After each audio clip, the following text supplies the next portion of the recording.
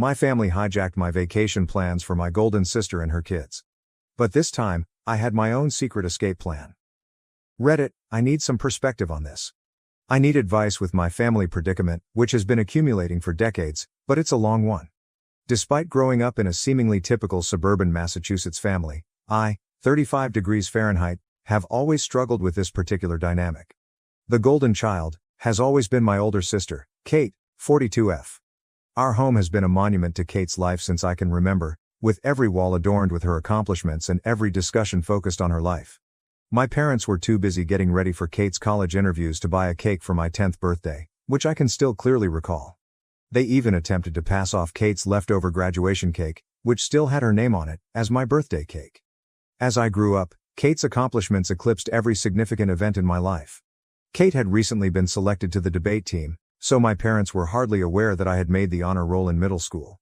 Kate had to tour a college campus, so they were unable to attend the ceremony when I won a local painting competition in high school. Knowing that expressing my accomplishments would only elicit a brief, "That's nice, dear," before the topic of Kate was brought up again, I learned to celebrate them in private, in my room. Even our possessions revealed the priorities of our family. The newest technology, stylish clothing, and everything Kate needed for her many extracurricular activities were always in her room. In contrast, my room was filled with hand-me-downs. When I expressed interest in taking music lessons, I had to make do with Kate's abandoned violin, her old clothes, and her old school supplies. I had trouble playing the violin since it was too large for me. "We already spent so much on Kate's piano lessons this year," my mother responded in response to my request for a suitably sized one. All the way through high school, the trend persisted. I was forced to use borrowed library books to study while Kate received private instruction for her SATs. My parents took out a loan for her to buy a car for college. They advised me to take the bus when I needed assistance getting about. Kate's needs and desires were at the center of every financial choice, family discussion, and holiday preparation. It was really difficult in college. With the full backing of our parents, Kate had earned her degree from a renowned university. They could only agree to pay half of the tuition at a public school when it was my turn. They clarified, "We're still paying off Kate's student loans. You'll need to figure out the rest on your own." In order to make ends meet, I worked 2 part-time jobs while I was a student, frequently dozing off over my textbooks. Kate, in the meantime, was beginning her career at a position our parents had helped her land through their contacts. 7 years ago, Kate got married, and everything changed, or rather, grew worse. For a whole year, our family's whole attention was on the wedding. For her ideal wedding, which included a designer gown, an opulent location, and a guest list of more than 300, my parents took out another loan. Despite their concerns about the payments, I recall hearing them in the kitchen one evening and their insistence that nothing was too good for Kate's special day. Was there ever any question that she was her maid of honor? I was supposed to coordinate bridal showers, plan a lavish bachelorette party, and manage any minor emergencies that arose. My mother told me, "Don't be selfish, Elizabeth. This is your sister's special time," when I expressed how stressed I was with juggling these obligations while working a full-time job. The twins followed. Our parents were ecstatic when Kate revealed she was expecting twins. Even though they were still repaying the wedding loan, they contributed to the down payment on a home close to them.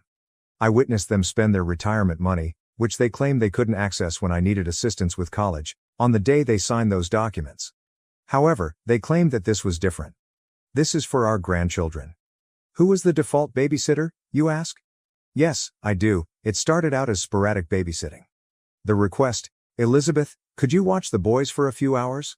became a weekly ritual, which was later extended to evenings whenever they had appointments. My parents were in favor of this arrangement, stating, "This is what family does." Kate and her husband Jack, 43 million, assumed that I would always be there to assist them whenever I attempted to object. Even while I adore them, the twins, who are now active 7-year-olds, are draining. The routine is the same every weekend. Kate unexpectedly drops them off at my place, usually with a pretext that she needs me time, or has essential errands to run. The lads run amok, transforming my tiny apartment into a catastrophe. Kate starts crying about how overwhelmed she is when I try to set limits or ask for advance warning, and my parents criticize me for not being supportive. I put in a lot of overtime to establish myself in the marketing industry. I recently received a promotion offer that would involve greater hours and more travel. My mother remarked, "But what about the twins? Your sister needs you here." Kate added, "You can't take that job, Elizabeth. Who will help me with the boys?" when I brought up this topic during a family dinner in the hopes of receiving some congratulations. It seems as though my time, profession, and life are completely irrelevant. My father adds, family should come first, Elizabeth. My mother always responds, your sister has 2 children to look after. You don't know what tired really means. When I tried to explain how overwhelming it all is, Kate accused me of being envious of her life and her kids. She replied, you're just bitter because you're still single, as though my marital status were the only factor that determines my value as a person. After a particularly demanding weekend with the twins, I made the decision to finally treat myself to a beach vacation last month. They had successfully damaged my laptop and left permanent markings on my couch. I knew I needed a vacation. I discovered a small, unpretentious resort in Florida that was ideal for a tranquil retreat. My mother's eyes glowed when I brought it up during our weekly family supper. Oh, that's perfect. We should all go together. The twins would love the beach. Before I could protest, Kate had already begun organizing events. She stated, you can take the boys swimming while Jack and I have some alone time, as though my trip would naturally turn into a time for them to be looked after. In exchange for my assistance with the twins, of course, my parents even offered to upgrade my reservation to a superior resort where they would all stay. Totally disregarding the fact that this was meant to be my vacation, they began organizing activities and outings centered around what the twins would like. I made a choice that would alter everything while I was lying in bed that night. I reserved a separate resort on a quiet little island. I kept the change in plans a secret from everyone. Silently, I began preparing by scheduling time off work, packing my things covertly, and ensuring that my emergency fund was available. Even though I know it's dishonest, I simply couldn't stand it any longer. At the airport, they will be separated from us. While I board my flight to another location, they will be traveling to Florida. I've disabled location sharing and am ready for the inevitable criticism.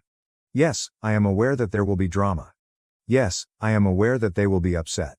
But I want to prioritize myself for the first time in my life. I've been the dependable sister, the ideal daughter, and the always available aunt for 35 years. To meet my family's expectations, I've given up my social life, my weekends, and my own needs.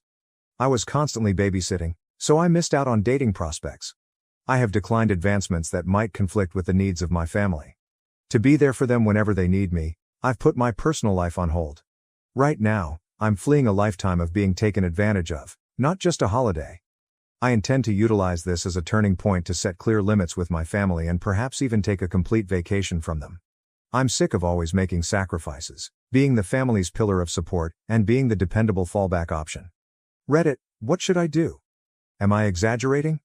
Is it appropriate for me to want something else for myself, or should I merely follow their plans and accept my place in the family? First update, I appreciate all of your help and guidance. Since my last post, a lot has transpired, and I want to explain how it all turned out. Although everything went according to plan, the day at the airport was more emotionally fraught than I had anticipated. I purposefully chose a different check-in station that was far from where my family would be when I arrived early. I watched everyone come through the glass walls of the terminal, Jack checking their booking details, my parents looking excited, Kate handling the twins, and Kate hauling baggage. I silently went through security for my own flight as soon as they started to head to their check-in counter. As soon as they realized I wasn't at their gate, my phone began to buzz. The bewildered text first appeared. Where are you? Gate B12 is where we are. Then the anxious ones. How are you, Elizabeth? Has something taken place? And lastly, the irate ones. How could you treat us like this? The guys are in tears. Before I boarded my aircraft, I switched off my phone. I experienced a peculiar fusion of liberation and remorse for the first time in years. I had lived with that guilt for the majority of my life. However, freedom? It was exhilarating, and it was new. The crowded tourist destination they were going to was nothing like the little island where my resort was located. Years of strain vanished the instant I set foot on the beach. No twins to babysit, no family problems to handle, no schedule to adhere to. The ocean, me, and complete freedom. In fact, the first 2 days were challenging. The twins would be eating lunch now, or Kate would typically require assistance going to bed at this hour, so I kept checking the time. It's difficult to break decades of indoctrination. However, something changed on the 3rd day. I experimented with things I had always wanted to do but had never had time for. I loved every minute of my silly yet fun surfing lesson. I became friends with a bunch of lone travelers when I enrolled in a yoga class by the beach. I even had a spontaneous dinner date with a fascinating man I met at the resort's coffee shop one evening. Even though it was only a casual supper, it served as a reminder that I could live a life apart from my family. When I eventually turned my phone back on after 5 days, that was the true test. There were dozens of voicemails, more than 300 text messages, and 147 missed calls. Even my mother had called my place of employment to report a family emergency. Fortunately, I had previously told my supervisor that I would be taking a holiday. Some of the voicemails were played for me. My mother's tone changed from one of concern to one of rage to one of manipulation. "Elizabeth, how could you leave your family in such a way? The twins are inconsolable. Did we raise you this way?" Even worse were Kate's messages. "You've ruined everything. The lads are persistent in their request for Aunt Lizzie. I can't handle meetings by myself, so Jack had to shorten them." However, one message struck a different chord. My father sent it, and he seemed unsure for once. "Elizabeth, please let us know you're safe even though I don't understand what's happening." I had never heard him talk to me without instantly defending Kate or pressuring me to do more before. I texted our family group chat just once. "I'm having a great vacation and am safe. When I get back, I'll get in touch with you. Please give me space." I then turned off the conversation and resumed talking to myself. The following 5 days were life-changing. In addition to reading bedtime stories to the twins, I also read 3 novels. I spoke with other guests without interruption. Every evening, instead of rushing home to assist with baths and sleep, I watched the sunset. In order to digest years' worth of suppressed emotions, I even began journaling. I ate dinner at a little beachside eatery last night. When the elder waitress saw that I was alone, she inquired as to whether I was content with my seclusion. She said something that stuck with me after I gave her a brief explanation of my circumstances. "Family is vital, honey, but not at the expense of your own well-being. Putting yourself first is sometimes the boldest thing you can do." I didn't head straight to my flat when I got home. In order to give myself time to get ready for the inevitable confrontation, I had reserved a hotel room for 2 nights. During this period, I updated my work emergency contacts, changed the locks on my doors, and, above all, put my boundaries in writing. I accidentally liked a coworker's post on social media, which is how my family found out I was back. My mother and Kate arrived at my apartment building in a matter of hours, constantly buzzing my intercom. Across the street, I watched them from the window of my hotel room, feeling oddly cut off from their spectacular performance. "I'm going to confront them tomorrow, at a neutral coffee shop, not my residence. I know it won't be simple, but I've prepared what I want to say. When I consider it, my hands tremble. But I'm choosing myself for the first time in my life. And I know I'm doing the right thing in spite of the worry, the guilt, and the drama that will undoubtedly ensue. I'll provide another update following my talk with my family. I'm grateful because Reddit gave me the confidence to take this first step toward independence." Second update. As scheduled, my family and I gathered at the coffee shop, and it was even more heated than I had anticipated. This is what took place. The encounter at the coffee shop began politely enough. I got there early and sat at a corner table, where I could see the front door and the emergency exit, a habit I'd formed from years of expecting family drama. I could hardly grasp my coffee cup because my hands were shaking so much. My parents, Kate, and, surprisingly, Jack all showed up together. I am glad there are no twins. I raised my hand and said what I had practiced before they began their planned speeches. I'm establishing boundaries, and they can't be negotiated. The 2 hours that followed were a masterclass in manipulating emotions. Kate started crying as she described how my absence had traumatized the twins. My mom attempted to instill guilt, "Following all that we have done for you." Unexpectedly, Jack tried to mediate by offering a compromise in which I would only see the kids every other weekend. For the most part, my dad sat quietly and uneasy. Kate's statement, "You're being selfish. Family means sacrifice," was the pivotal moment. Something broke inside of me. Clearly but calmly, I responded, "Yes, family means sacrifice, but it's supposed to go both ways. When was the last time any of you sacrificed anything for me?" The ensuing hush was deafening. I revealed everything for the first time: the years of being Kate's second best friend, the unfair financial treatment, and the ongoing belief that my life and time were not as valuable as theirs. I then showed them my calendar for the previous year, with every weekend designated for babysitting and every holiday tailored to their requirements.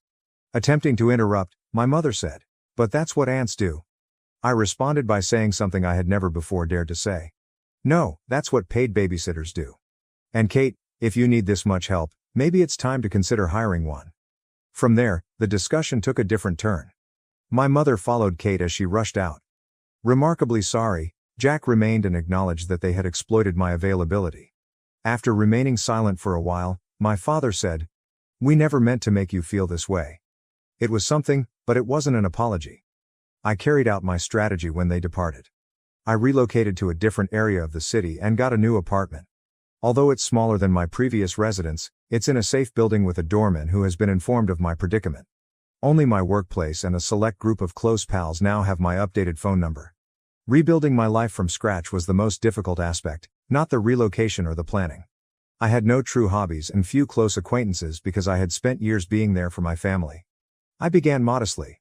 I enrolled in pottery lessons, joined a local reading club, and accepted dinner invitations from coworkers that I had previously consistently declined. It was a weird first weekend of real freedom. I did things that were previously unthinkable, including staying up late, going to a farmer's market, and spending hours perusing a bookshop. Kate didn't text me urgently. Mom doesn't make guilt-tripping calls. No requests for last-minute babysitting. My family's response to my relocation was harsh but expected. When my mother attempted to contact me via the company switchboard, they learned that my new job does not allow personal calls during business hours. On one occasion, Kate even visited my office, but security was alerted beforehand. She wrote a tearful letter accusing me of destroying our family. Jack was the source of the unexpected development. He apologized by email for his part in making the scenario possible. At first, Kate objected to him taking the twins to events on the weekends, but she has since come to terms with it. It's a minor yet important modification. My folks are having a hard time adjusting. Dad occasionally texts, usually in an embarrassing attempt to strike up a conversation. Mom fluctuates between angry outbursts and icy quiet. She left a voicemail last week stating, "When you're done with this rebellion, we'll welcome you back." This isn't a phase, and she doesn't get it. My new reality is this. Without regular family interruptions, work has significantly improved. I'm more productive and focused. After noticing the shift, my supervisor assigned me to oversee a significant new project. For the first time in years, I'm also dating casually, but I'm taking it slow. Internally, there has been the biggest shift. I no longer have the ongoing background anxiety that I had for years. I've started exercising frequently, improved my diet, and slept better.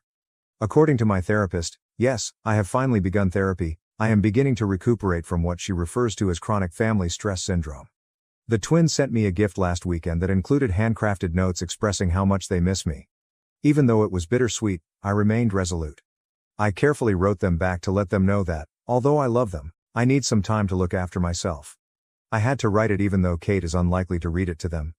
"There's a lightness about you now. You look years younger," observed an old acquaintance of mine when I ran into her yesterday. She is correct.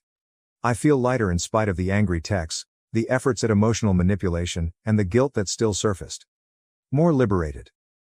Family love shouldn't feel like a prison sentence, I'm discovering. Respect for personal space, acknowledgement of one's own needs, and reciprocal assistance, rather than only one-sided sacrifice, are all components of true love. My new flat will be 1 month old next week. This is the first time I've ever dared to throw a tiny housewarming celebration. Only a few buddies from pottery class, book club, and work. No expectations, no drama, no family, just individuals who embrace me for who I am. I'll provide another update soon. I'm grateful to Reddit for giving me the confidence to make a life shift. Update 3. Completed update. It has been a life-changing 3 months, and I want to describe how it has all come together. The confrontation I had been dreading and anticipating arrived last week. My father unexpectedly came up to my place of employment. His method was distinct from Kate's emotional manipulations or my mother's prior frenzied attempts. When he asked if we could have lunch together, he was composed, even resigned. We got together at a peaceful eatery close to my workplace. For the first time in my life, he truly saw me as his daughter, not as Kate's sister or the family's fallback option. He remarked, "You look healthy," in a startled tone. Happier. The fact that he hadn't seen my discontent for years weighed heavily on the observation that lingered between us. The family had presented him with a proposal. They were prepared to make concessions. If I agreed to take back my place in the family, I could have every other weekend off. He went on to say, they'd even pay for my time with the twins, as though making money off of the commitment would make it more alluring. They still didn't understand, I realized as I looked at him across the table. They did not view my independence as a basic right, but rather as a negotiating chip. "Dad," I replied, "I'm not negotiating my freedom. I'm living it." The conversation that ensued was the most candid one I have ever had with my father. I described how their incessant focus on Kate had impacted me emotionally as much as practically. I told him about memories he had forgotten or had never noticed, dreams disregarded, accomplishments overlooked, and birthdays neglected. His reaction was surprising. He sat for a long time in quiet, not making the normal defense of their decisions. At last, he stated, "We thought we were doing what was best for the family. We never saw how much we were hurting you." Although that wasn't quite an apology, it was the first time I had ever been acknowledged. When he inquired about my new life, that was the true turning point. He paid attention for the first time as I discussed my pottery lessons, my job advancement, and the new acquaintances I had made. Even though it was not flawless, I showed him pictures of a vase I had built. I was shocked by what he said next. "You seem to have built a good life for yourself without us." Both the recognition and the grief in his voice were genuine. We agreed at the end of lunch that nothing would ever be the same again. He gave me my first sincere embrace in years as he bid farewell. "I hope someday we can be part of your life again, but on different terms." That exchange appeared to set off a final round of family strife. After learning of our lunch, my mother began a fresh round of emotional attacks. She has been informing family members that I need an intervention because I'm having a breakdown. Kate has been making passive-aggressive remarks about selfish sisters and broken families on social media because she feels deceived by our father's approval of my decisions. The difference is that none of it has the same impact on me as it formerly did. I've gained a viewpoint from my new life that I didn't have previously. Their actions, in my opinion, are an attempt to keep control over someone who has finally gained their freedom. My new flat seems like home now. My attempts at pottery and pictures of my chosen family, friends who value my independence and respect boundaries, adorn the walls. I've begun teaching my less experienced coworkers at work, ending the vicious loop of toxic support that has long ensnared me. My connection with time has changed the most. I get to spend the weekends any way I want. I've started learning Spanish, joined a local hiking group, and even started dating someone who respects and values my limits. I'm creating a life for the first time that is true to who I am rather than what my family demands of me. The twins sent me a homemade card last Sunday, which was obviously written under supervision. It was filled with regrettable statements about how much they miss their aunt. This would have previously led me into a downward spiral of uncertainty and remorse. Rather, I responded with a tender yet strong letter, stating that although I may not be as involved in their everyday life, my love for them hasn't changed, and that sometimes grown-ups need to look for themselves. According to my therapist, I am exhibiting what she refers to as post-traumatic growth, not merely moving past the past but creating something more robust and wholesome in its stead. She has assisted me in realizing that I am not responsible for resolving the dysfunction in my family. Yesterday was the most recent development. Jack, Kate's husband, contacted me to let me know that my stance has caused changes in their home, not to place blame on me. They've finally recruited part-time help to help with the twins, and he's become a more involved parent. Jack believes it's better for everyone, but Kate is having trouble adjusting. I'm sitting in my home office getting ready for a business trip next week as I write this last update, something I could never have done in my previous life. A frame quotation that speaks to my path is on the wall behind my desk. Sometimes the bravest thing you can do is set yourself free. I want to express my gratitude to everyone who supported me and followed my tale. You gave me the confidence to make my own decisions. If you're wondering if people in comparable circumstances are selfish for desiring their own lives, know that you're not. Being free is not selfish. Treating oneself is not unkind. Setting limits is not a sign of treachery. I have no idea how my relationship with my family may develop in the future. Perhaps one day we'll discover a different kind of connection, one based on respect for one another rather than duty. In the interim, I'm concentrating on fostering the life I've built, including my friendships, interests, profession, and, above all, my sense of self. This is not merely a conclusion, it's just the beginning. And I'm looking forward to what comes next for the first time in my life. Thank you for watching. If you haven't subscribed yet, please do so and hit the notification bell to stay updated with more shocking real-life stories happening around you. I'm still happy in long-distance relationship with my boyfriend who is 8 years older. But my missteps make me fall into a love triangle and the quest to not leave a heart behind. I don't want to leave anyone. My phone vibrates with Michael's goodnight text, which always makes me smile, just like I did 4 years ago when we began dating. Despite being 8 years older and living far away, he in London, 33 years old, working to become a well-known chef, and me in New York, 25 years old, advancing in my graphic design career, our relationship has grown stronger. Each morning message and video call at sunset shows how solid our connection is. A connection built on love, trust and many messages sent over the miles. Our love story started on the pages of an internet forum for budding cooks and artists rather than being a tale of chance encounters or love at first sight. Michael was drawn to my ideas, which were based on the fundamentals of culinary arts, and I was captivated by his enthusiasm for producing dishes that were as aesthetically pleasing as they were delicious. What started as a professional exchange soon blossomed into a friendship and before we knew it, into something much deeper. Michael and I have created our own tiny cosmos in the world of love and dreams, where distance and time zones are nothing more than insignificant murmurs against the power of our bond. He is in London honing his culinary skills with the goal of becoming one of the world's most recognized chefs. Conversely, I maneuver through the dynamic turmoil of New York, expanding the frontiers of graphic design with every project, bringing me one step closer to achieving my personal goals. Our story isn't one plucked from fairy tales, it's built on the foundation of mutual respect, shared passions, and the relentless pursuit of our individual dreams. The friendship that began with a common online forum soon grew beyond the boundaries of the online love, and became woven into our day-to-day activities. Despite the physical distance that stretches between us, our routine has become a sanctuary of sorts. The morning starts with a message from him, a simple, "Good morning, Em," that arrives like clockwork, bridging the gap of miles and sleep-filled eyes. Our evenings are punctuated by video calls, a digital window into each other's lives. These moments, though mediated by screens, have a way of making the distance feel a little less daunting. It's in these exchanges, both mundane and profound, that our relationship continues to thrive.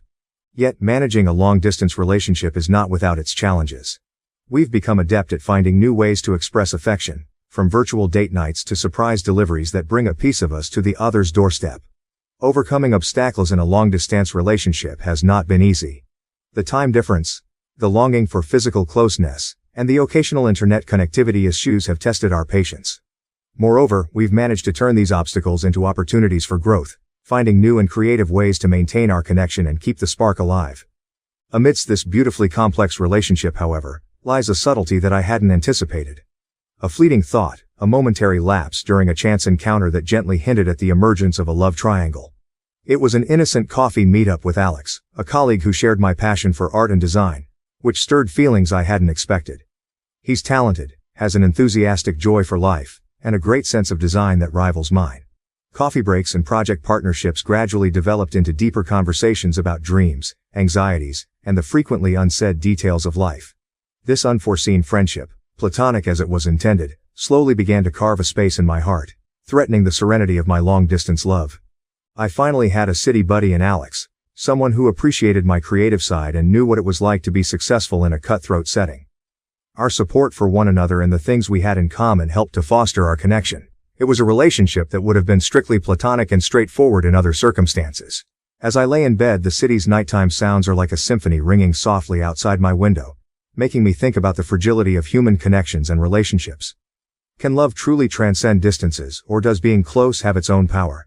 With Michael's loving words lighting up my screen and Alex's laughter echoing in my memories, I find myself caught between two worlds, each holding a piece of my heart. As the months rolled on, my friendship with Alex evolved in ways I hadn't anticipated. Initially, our interactions were framed by the shared boundaries of professional respect and a mutual appreciation for art and design. But as time went on, those boundaries began to blur, edged by the comfort and camaraderie that sprouted from our countless conversations and shared experiences. But as my relationship with Alex grew, I couldn't shake a feeling of guilt that hung over the back of my mind. Michael was physically absent, a fact that the optimist in me frequently minimized despite his constant presence in my heart. I could see more and more clearly how different my relationships with Michael and Alex were from one another. Our love for each other was a steady, unchanging power that was nourished by years of dreams and shared history with Michael. Alex and I clicked right away. There was a hole that Alex filled that I wasn't even aware existed. My relationship with Michael was no longer as peaceful as it previously was. Rather, it became more apparent what was lacking due to Alex's close proximity and regular exchanges, rather than a decline in our love. Once only a practical obstacle, the physical gap between Michael and me felt like an emotional chasm, made even wider by my increasing intimacy with Alex. Nevertheless, the heart of our long-distance relationship remained unbroken. Michael and I continued to share our lives, our dreams, and our love, albeit through social media. Our commitment to each other, to overcome the obstacles that distance placed in our path, remained unwavering. This journey, marked by its highs and lows, was a testament to the depth of our connection, a reminder that love, in its truest form, knows no boundaries. The peacefulness of my long-distance relationship with Michael, founded on years of trust and shared dreams, now stands in contrast to the direct, noticeable bond I have with Alex. This developing story, mixing loyalty and newly discovered fondness, was a journey into the unknown, showing just how unpredictable the heart can be. The complexities of love and distance were on my mind as the sun descended on another day and cast shadows across the New York cityscape. The bond with Michael has been strengthened by time, and online love letters have now shared some of the time for another connection that brings new color to my daily life. In this city of dreams, where paths cross and destinies intertwine, I found myself navigating the delicate balance between holding on and letting go, between the peaceful despite distance of love and the warmth of proximity. One late evening at the office, as deadlines loomed and the weight of our projects bore down on us, Alex and I found ourselves alone, surrounded by the quiet hum of computer fans and the soft glow of desk lamps. It was then, amidst the stress and silence, that Alex shared the struggles he faced balancing his career aspirations with the needs of his family. His honesty, unexpected but real, mirrored my own hidden worries. Worries about not meeting expectations. About giving up personal joy for career success. This moment of shared openness unexpectedly brought us closer, turning us from just colleagues to confidants. As my relationship with Alex grew, so did my internal conflict. I remained committed to Michael, my heart firmly intertwined with his. Our daily exchanges continued to be filled with love and support, each message from him a reminder of the deep, enduring bond we shared. Yet with Alex, there was an immediacy and physicality to our connection that couldn't be ignored. His presence, his laughter and the ease of our interactions brought a different kind of warmth. One that was tangible and present. The stark contrast between my relationship with Michael and my growing closeness with Alex forced me to confront feelings I hadn't expected to surface. With Michael, our love was a beacon, guiding us through the challenges of distance and time. Our dreams and aspirations were intertwined, a shared vision of a future we were building together. Yet, the reality of Michael's absence became more pronounced with each passing day. The physical distance between us a constant reminder of the spaces that love, no matter how strong, couldn't immediately fill. My dual feelings of loyalty to Michael and Alex's completeness for me pushed me into a sea of doubt and confusion. I began to question the nature of love and connection. Would it be possible to maintain Michael and I's love and connection while seeing Alex and I growing closer to each other? Can these two very different relationships coexist, or am I fooling myself into thinking I can control this emotional flow without harm? Every day became a tightrope walk, balancing my commitment to Michael with the undeniable reality of my situation with Alex. Video chats and text messages, once the highlight of my day, began to emphasize the physical absence I felt so acutely. One evening, in a moment of openness, Alex acknowledged that our relationship had become a significant aspect of his life, which escalated my mounting turmoil. His confession struck a chord even though it wasn't totally surprising. It was a reflection of my own emotions, which I attempted to suppress. Faced with the complexity of my emotions, I realized that the path ahead was fraught with difficult choices. The serenity of my relationship with Michael, built on years of love and shared dreams, was now tinged with the complexity of my bond with Alex. As I lay awake at night, the city's sounds a distant backdrop to my turmoil, I couldn't help but wonder about the choices we make for love.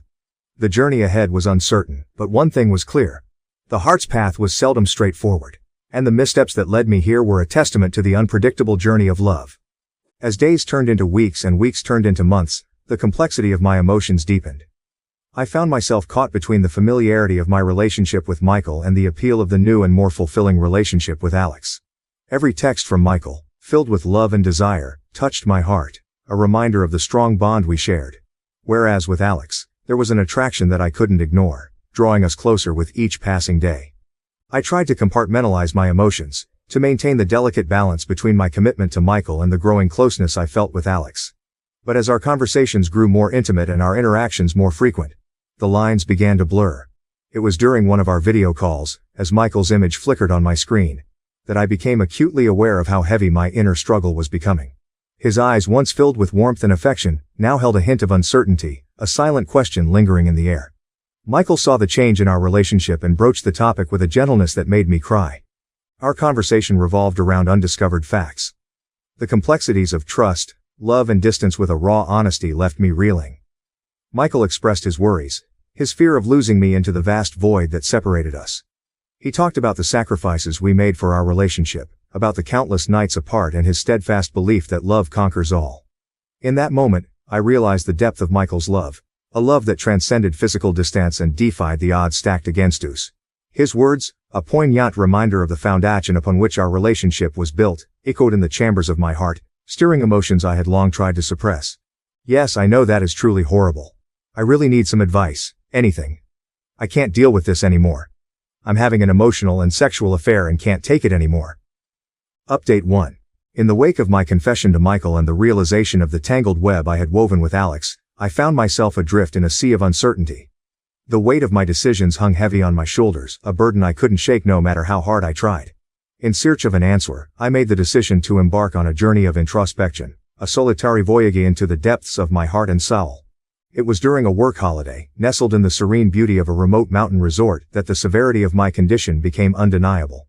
Surrounded by the serenity of nature, with only the whisper of the wind and the gentle rustle of leaves to keep me company, I allowed myself to unravel the complexities of my emotions.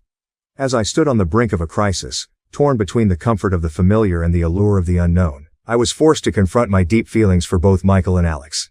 Alone with my thoughts, I reflected on the importance of my relationship with Michael, a steadfast anchor in the tumultuous sea of my life.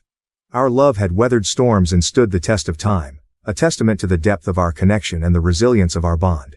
Yet alongside this unwavering love, I couldn't ignore the intensity of my feelings for Alex, a flame that burned bright and fierce in the depths of my soul. I knew that I could no longer stay silent, no longer hide behind the walls of hesitation that had imprisoned me for so long. It's time to face the truth, to face the pain and insecurity head on. With a heavy heart and shaking hands, I reached for the phone and called Michael, my voice shaking as I poured my soul out to him. I talked about my love for him, about the memories we shared and the dreams we dreamed together. But I also talk about the thoughts and wrong decisions of the past that are gnawing at my heart, something more, something I cannot clearly name. Michael listened with patience and understanding that brought tears to my eyes. His love was like hope in the darkness that threatened to engulf me. Together we reveal the complexities of our relationship, exploring the depth of our love and the cracks that have begun to form beneath the surface. Due to Michael's unwavering support, I realized I needed to address the relationship that had developed with Alex. I attempted to create distance, to establish boundaries that would shield me from this unintended connection. However, fate had its own plans, intertwining our lives in ways I could not have predicted. Each shared moment reignited the spark of our connection with Alex, fueling a fire that threatened to engulf me completely. Once again, I ignored my boyfriend's gentle warmth to reconnect with Alex, finding refuge in a relationship that filled the void of loneliness and longing in this bustling, vibrant city. An accidental meeting with Alex under the starry sky began a discourse that would alter everything.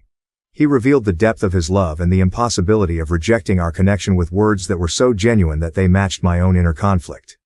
In that moment of clarity, amidst the chaos of my emotions, I recognized the truth I had been avoiding. A truth that threatened to shatter the fragile equilibrium I had worked so hard to maintain. As I weighed the significance of these two relationships, I've known that there were no easy answers, no clear-cut solutions to the turmoil that plagued my heart. Each path held its own risks and rewards, each choice laden with consequences that would shape the course of my future. In that moment of vulnerability, surrounded by the hustle and bustle of the city, I found a sense of peace that had eluded me for so long. With Michael and Alex by my side, I knew that no matter what the future held, I would face it with courage and determination, guided by the unwavering light of love that burned bright within my heart. Update 2. This sadness stems not just from the end of what was with Michael but also from the recognition of my own actions. Despite Michael's understanding and his willingness to hear me out regarding the mess I had caused with Alex, I found myself cheating on Michael again. The guilt of my actions weighs heavily on me, a constant reminder of the chaos I've caused due to my indecisiveness and dishonesty. The journey with Michael, fraught with its own set of highs and lows, had come to a poignant yet necessary conclusion. In our final conversation, Michael's words were not of bitterness or regret but rather of profound understanding and wisdom. He spoke of the intricacies of love, the crucial role of honesty, and the undying importance of personal growth. Michael's insights were not just about our relationship but about life itself. He encouraged me to learn from my mistakes, and to grow from them. His final words to me were a lesson in life and love, pushing me to pursue my happiness even if it meant being apart from him. As I now turn my gaze towards a new beginning with Alex, I do so with a heavy heart. This new chapter is shadowed by the lingering memories of Michael and the lessons we learnt from our time together. Alex seems more in tune with my current state of life, understanding the complexities that come with balancing personal desires with real-life responsibilities. Yet despite the apparent suitability of Alex and the excitement of a new relationship, a sadness pervades my mood. Even as I attempt to start anew with Alex, I can't help but reflect on the journey that led me here. The lessons learned from Michael about love, growth and honesty are etched deep within me. While I am tired and burdened by the consequences of my actions, I am also hopeful that this new beginning with Alex will be different, that I can apply the wisdom gained from my past to make better choices. However, the path to this new beginning is tinged with sorrow, a sorrow born from the realization of lost love and the pain caused by my own actions. I found tampons in my husband's car. I wished he had been unfaithful to me instead, so that my kids wouldn't have had to go through this. I am a 29-year-old female who has been with my 30-year-old husband for 7 years, married for 4. I've never had reason to suspect he was unfaithful to me or even remotely dissatisfied with our marriage. He likes to joke that we're still living the honeymoon phase, nearly 5 years, and 2 kids in. I wouldn't have questioned that, or him, were it not for a surprise I found in his car last month. When buckling our daughter into her car seat, I noticed something slotted between the cushions. At first, I thought it was just some stray toy or snack wrapper, so I reached down to fish it out. As my fingers closed around the object, I felt the familiar cylindrical shape of a tampon. Confusion washed over me as I pulled it into view, the bright wrapper stark against the upholstery. This wouldn't have been so unusual had I not had an IUD that has stopped my period for the past year, and I didn't even recognize the wrapper style. It was a brand I'd never used, a small but glaring discrepancy that made my stomach churn. I brought it to my husband's attention later that evening, still holding the offending item like it was evidence in a mystery I was desperate to solve. He didn't seem to understand what it was at first, staring at the tampon in my hand with genuine confusion. "Why are you showing me this?" he asked, his brow furrowing. I took a deep breath, trying to keep my voice steady. "I found it in your car, between the cushions, and it's not mine. I haven't had a period in over a year, remember?" His face remained blank for a moment longer before realization dawned. He shrugged and said it probably belonged to his co-worker, Fiona. His initial confusion quickly gave way to dismissiveness as he waved off my concerns with a nonchalant explanation. "Probably Fiona's," he said with a shrug, turning back to his phone. "She must have dropped it when we went out for lunch the other day." I stared at him, waiting for a sign that he understood why this was bothering me. But there was nothing. No apology, no concern. Just a casual dismissal. It was as if the tampon was no big deal, and I was overreacting. His indifference felt like a slap in the face, leaving me reeling and questioning everything I thought I knew about our marriage. It's not uncommon for my husband to carpool to lunch with his co-workers, and we're both fairly close to Fiona and her husband. The thought of my husband carpooling with Fiona and her husband had always been a non-issue. They were friends after all, and it wasn't uncommon for them to share rides to lunch. In fact, we often socialized as couples, spending weekends at each other's houses for barbecues or movie nights. Fiona and I had even bonded over shared experiences, like the challenges of balancing work and family life. Our kids played together while we chatted about everything from the latest office gossip to more personal topics. It made sense, considering how often they carpooled. I reassured myself that the tampon could have easily slipped out of Fiona's purse during one of these outings, no big deal. Maybe it fell out when she was grabbing her phone or wallet, getting jostled around in the process. No big deal, right? It was just one of those little accidents that could happen to anyone. I brushed it off as a harmless mistake, convincing myself there was no need to worry. After all, our friendship with Fiona and her husband was solid, built on years of trust and shared experiences. There was no reason to suspect anything out of the ordinary. So, I pushed the unsettling discovery to the back of my mind, determined not to let a small, easily explained incident cause unnecessary drama. I put it out of my mind until we had dinner with Fiona and her husband a couple weeks later. I had sincerely wanted to believe my husband. I just couldn't get over the way it had been tucked in the seat and how my husband had seemed not to have any regard for it whatsoever. Maybe playing dumb. I don't know. I did something that I now feel kind of crazy for doing. I faked an emergency, and asked Fiona if she had any tampons while we were out together. She handed me one almost identical to the tampon I'd found in our back seat, and I breathed a sigh of relief. So the tampon there was probably the same tampon here, and in all likelihood, there was an innocent explanation as to why it had been left in the back seat in the first place. I thought I'd seen the last of the out-of-place feminine hygiene products until I found another tampon this morning. This time in my sock drawer. I feel physically ill at the thought of my husband having an affair and even more nauseated at the thought that the woman might have left these tampons out for me to find. If it was my husband's co-worker, why would she give herself away by offering me one the other night? In any other situation I would want to talk to my husband about this, but I feel too sick and embarrassed to approach him with what I found. Contemplating every possible source of 2 tampons has been my personal hell for the past few weeks, but I wanted to share an update. Shortly after posting here, I told my sister what happened.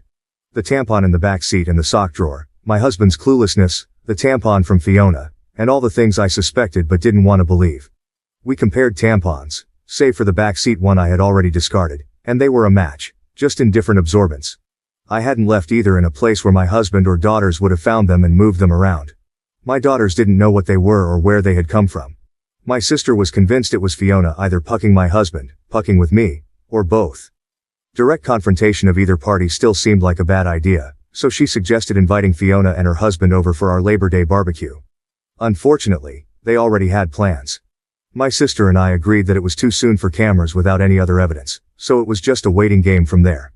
Watching my husband for any changed behavior, there was none. Our house for any misplaced foreign items, there were none, and even the girls for any new friends they might have met. My sister's husband was adamant on this last point, and partly why he was inclined to believe that the tampons were harmless. If anything had been happening in or around our home, he said, it would be nearly impossible to keep it from me and the girls, since my husband was the one taking them to and from daycare and most other activities during the week. I felt a good bit of consolation in that. It wasn't until my younger daughter, 2yo, came down with something last week that I felt any differently.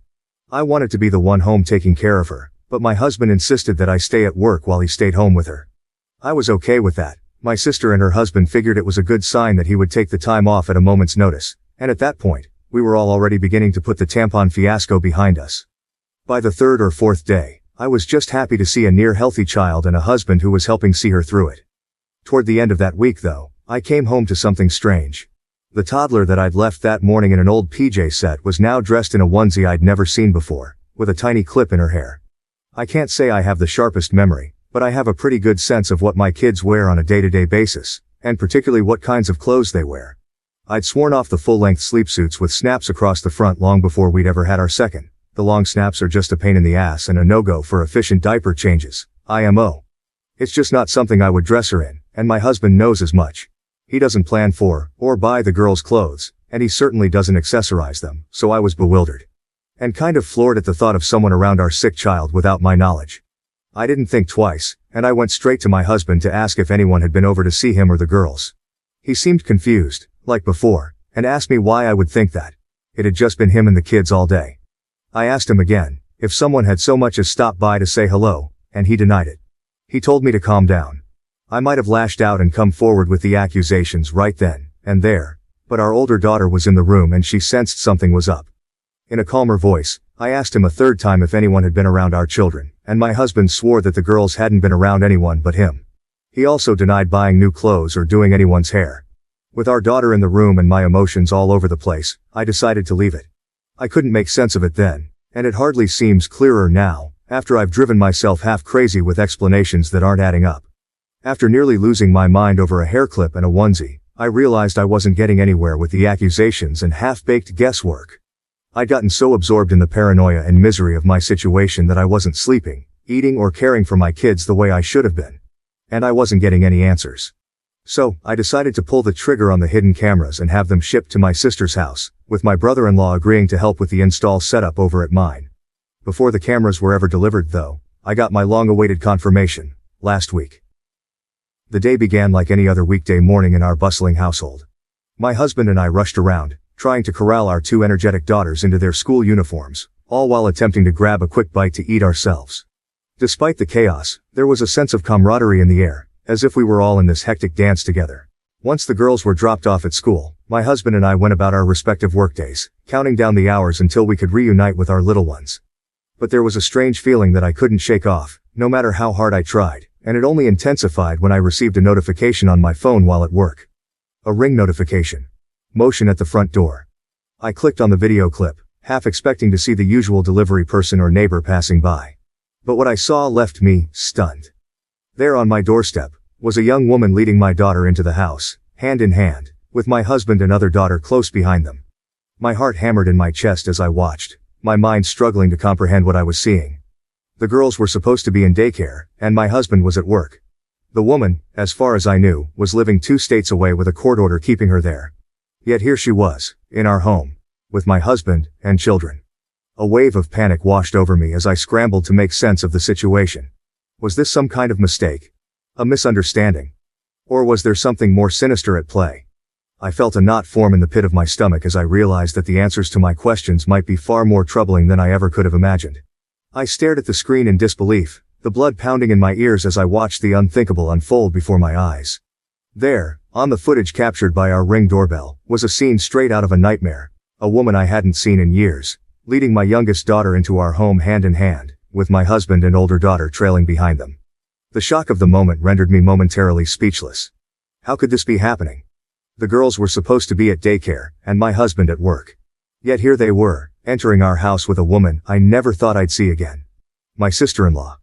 My initial reaction was one of sheer disbelief, a desperate hope that there must be some kind of mistake, some innocent explanation for what I was witnessing. But as the reality of the situation sank in, a wave of anger surged through me like a tidal wave, threatening to consume everything in its path. With trembling fingers, I reached for my phone, my heart pounding in my chest as I dialed my husband's number. I needed answers, and I needed them now. But as the phone rang on the other end, there was no response. I immediately called my husband to ask him what the puck this woman was doing in our house. He didn't answer, so I texted it to him. Even in his stupidity, he probably realized he had messed up by going through the front door, knew I had gotten the Ring notification, and wanted to delay the inevitable. By the fifth or sixth subsequent call though, he did pick up. The woman on the camera was my husband's sister. As I would come to find out later, she was the likely source of both tampons, the onesie, and the bow. She is also registered as an individual with a history of abuse, and a recovering addict, who spent the better part of her adolescence and young adulthood coercing the silence of another one of my husband's family members after she had abused them. I hadn't seen or heard from her in years, and from the way my husband talked about her, I didn't expect I ever would. But here she was, in our house, with our children. It wasn't just the shock of seeing her after years of silence that left me reeling. It was the realization of what her presence in our home meant. My sister-in-law, fresh off another stint in rehab, was the last person I expected to find sneaking into our lives, especially under such clandestine circumstances. The gravity of the situation hit me like a ton of bricks. This wasn't about a random tampon or a harmless mistake. It was about deception and betrayal at the deepest level. Suffice to say I was livid. It wasn't an affair at all, and still, somehow, infinitely more disgusting knowing who it was and why all of this had been happening. Apparently, my sister-in-law had wanted to reconnect and make amends with people she'd hurt. And my husband was high on that list. The irony of her attempts at reconciliation through deceit and intrusion was not lost on me. My husband didn't want me to know or, worse, try to keep her family, our children, away from her, so they'd been meeting in secret, often at our house when I was at work. They would enter through the garage, in my husband's car, so the Ring camera at the front door wouldn't tip me off. The level of planning and secrecy involved made my skin crawl. She spent the night on a weekend I had been on a business trip and slept in our bed.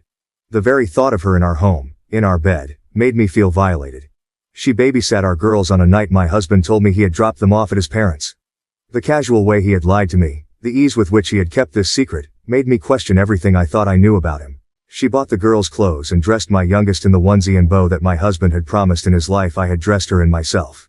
The image of my daughter in that unfamiliar outfit, a tiny clip in her hair, now felt like a haunting reminder of the betrayal that had been unfolding right under my nose. And yet, when I turned to my husband for reassurance, for a glimmer of hope in the face of uncertainty, all I found was disbelief and denial. He brushed off my concerns with a casual shrug, insisting that it was all in my head, that I was overreacting to a series of harmless coincidences. My husband swore this was all in my head. The tampons, the onesie, the bow, and all the rest. He was perfectly content to watch me agonize for weeks over a woman he insisted didn't exist. Shrugging off each progressively more unsettling discovery like it was news to him and telling me I was being irrational. He insinuated that I was experiencing postpartum depression, 2 years after I'd given birth. 4 years later I told him that one of my biggest fears for motherhood was to suffer from PPD like my mother had with me, to not be fully present for our babies and be left with a world of guilt and regret as they grew older. But as the weeks stretched into months, and the truth remained stubbornly elusive, my patience wore thin, replaced by a simmering rage that threatened to consume me whole.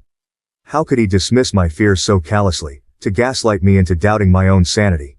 How could he stand idly by as our family teetered on the brink of collapse?